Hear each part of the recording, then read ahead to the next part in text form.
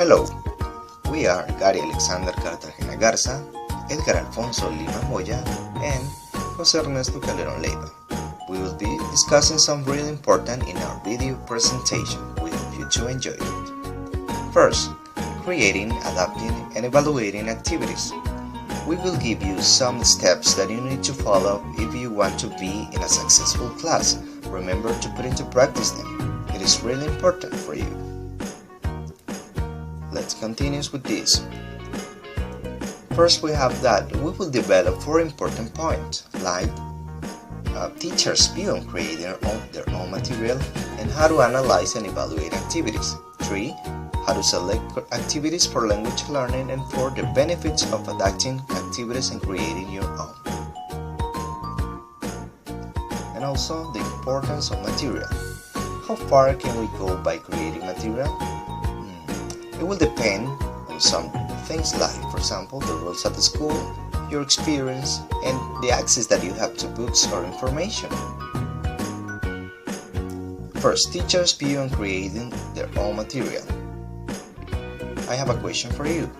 How do you get your material? By textbook, teachers' magazines, or do you create your own material? Really?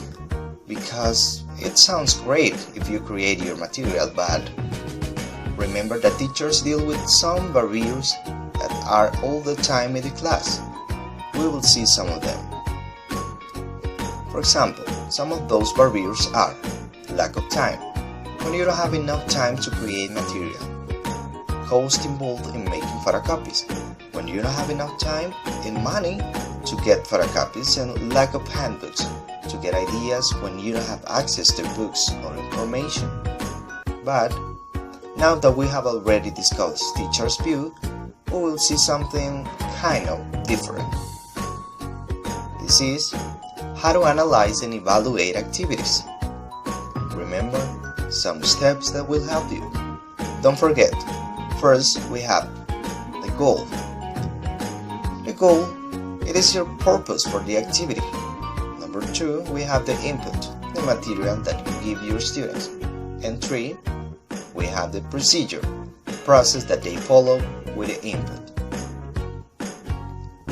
4, we have the outcome, the result that you wait and you hope your students to be able to do. 5, teacher's roles.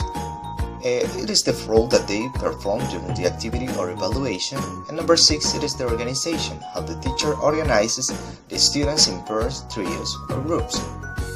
Look at this example. Let's suppose that you will play a game with your students. We have Lionel, and you will ask your students where Lionel is using some pictures that you will put in the board.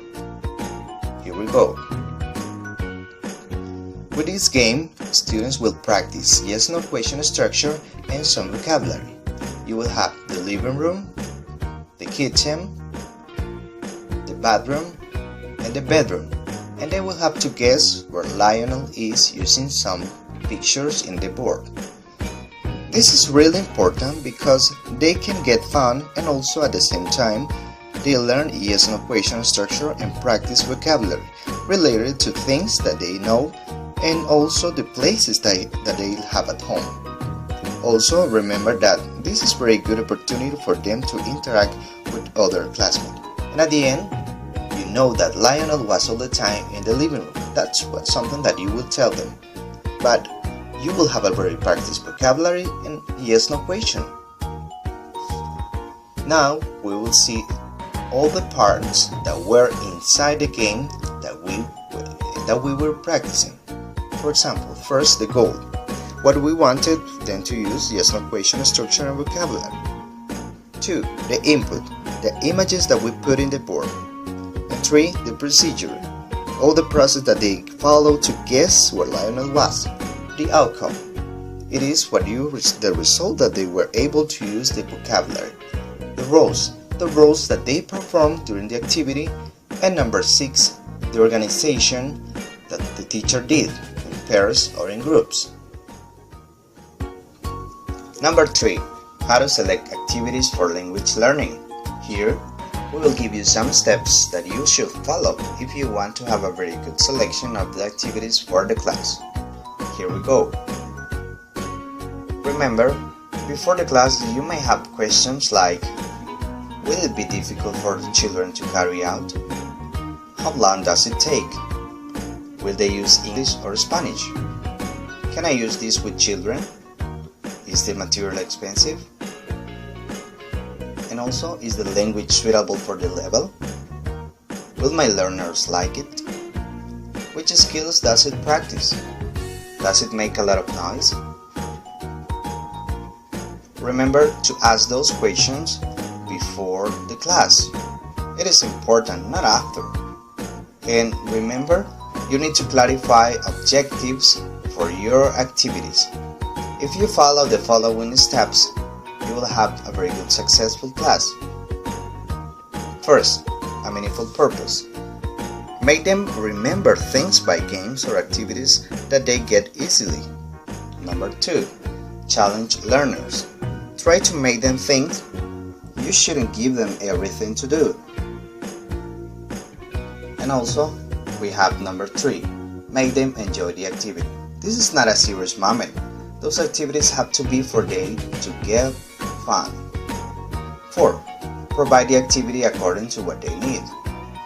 And number 5, provide activities where they can be creative and experiment with the language.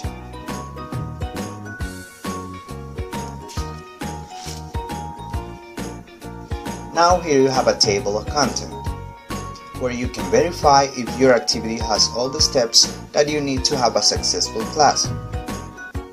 Look at this. Here you have the table with some of the aspects that you will evaluate. For example, meaningful purpose. You will write yes, challenge learner yes, and may they enjoy the activity? No, and in that way you will check if your content has all the aspect that you need. As a little game, you will get a dice and students will throw the dice where they will get different parts of the face, and the first group who completes all the parts of the face will be the winner. With that game, you will put into practice all the 5 steps that we have already seen. Also, the benefits of adapting activities and creating your own. Here we will see some benefits. If you are starting or don't have experience in creating material, you may look for textbooks that are very useful, or magazines where you can look for ideas. Remember, you save money if you reuse the material and you don't spend a lot of time, because you save it if you are not creating time to time. And also, students develop their creativity. Let's see. 4, you get experience. After some time, you get experience on creating material for your student. And 5, helping others. You can share your material with beginners teachers.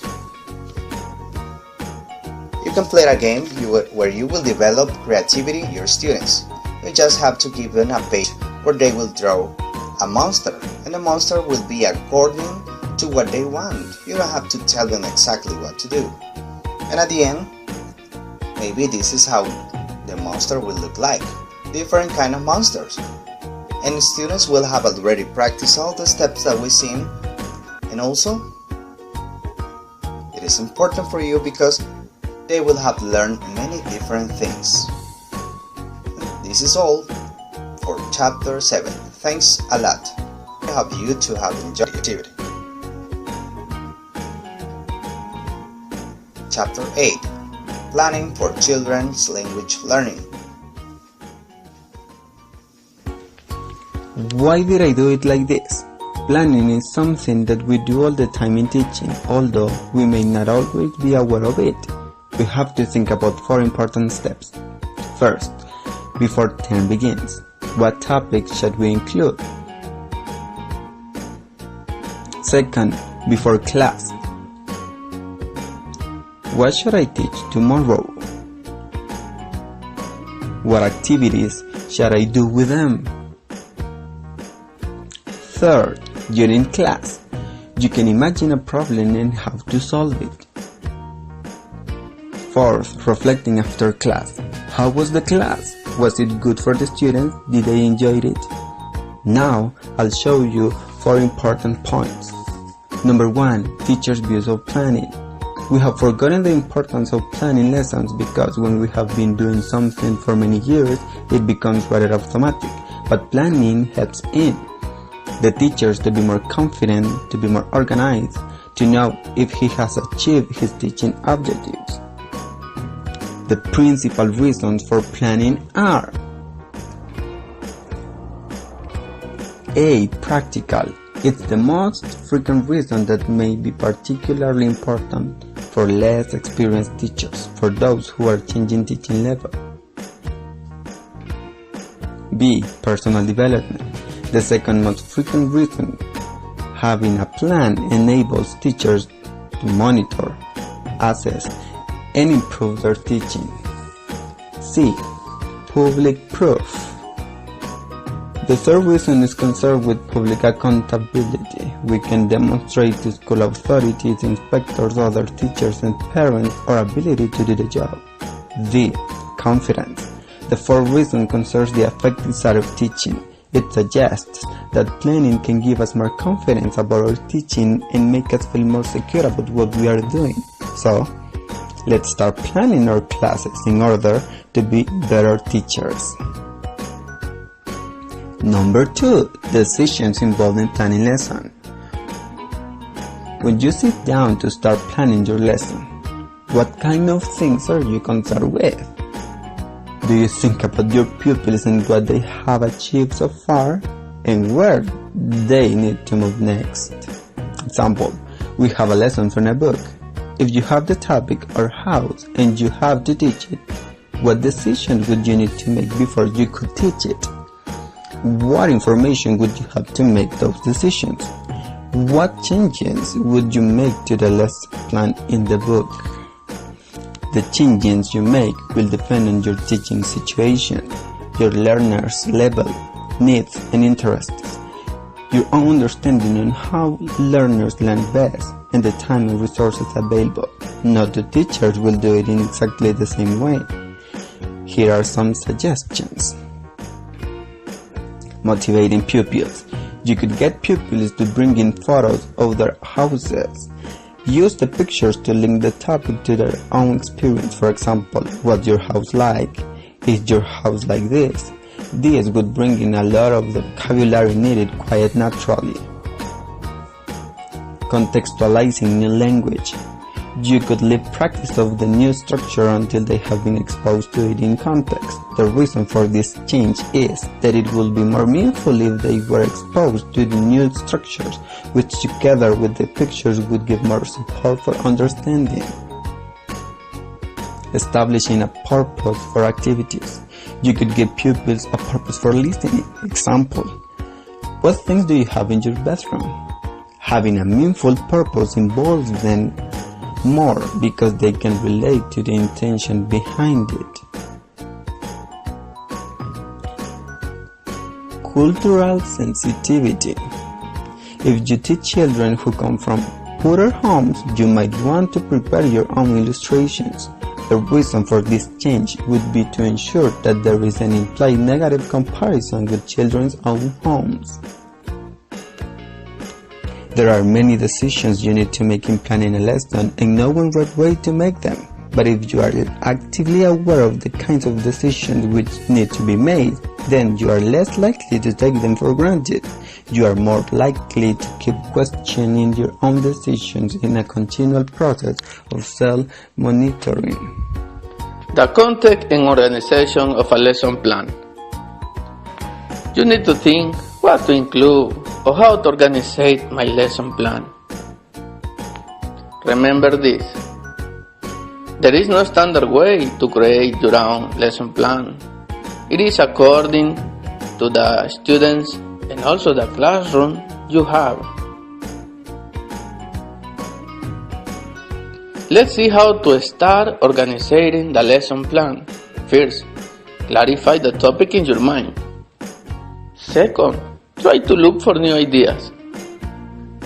Third, describe the procedures you're going to include in your new lesson plan. We'll describe the structure of the lesson plan, the age of the children, the time you're gonna spend with them, the adjectives you want to reach, the language skills they're going to develop, the new vocabulary. Let's continue. The language structure, the new language, the resources you have, and it is very important the attitude of the children to learn the new language. Also remember, be careful with the vocabulary. Think about it because maybe they don't know the meaning of some words. After that, let's see part 2 of your lesson plan. The warm-up activity is very important, the introducing of your new topic, the storytelling, the explain of the activity,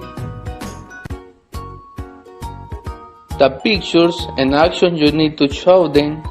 You can compare their drawings with other students, and also you can tell them to put all their work in the wall.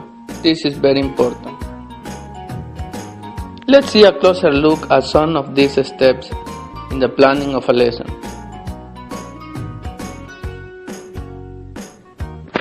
Checking the context. What a language am I gonna use with them?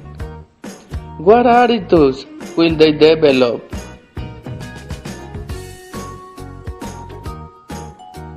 Writing objectives.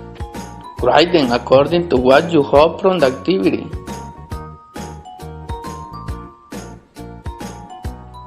The objectives have to be meaningful for the students.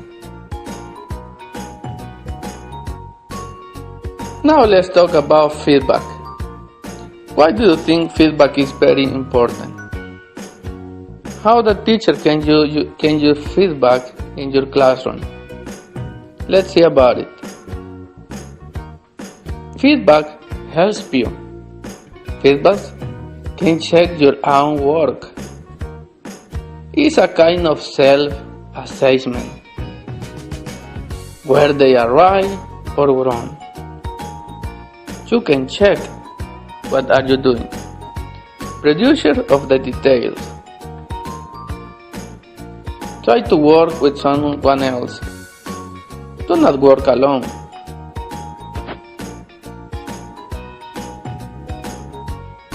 Your children can work with other child. Important question you have to ask. What worked well and why? What did not work well and why? And what will I change next? Why?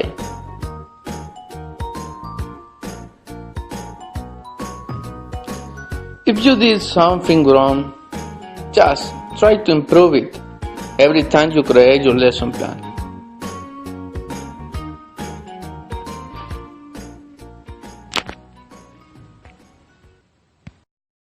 Created using Powtoon.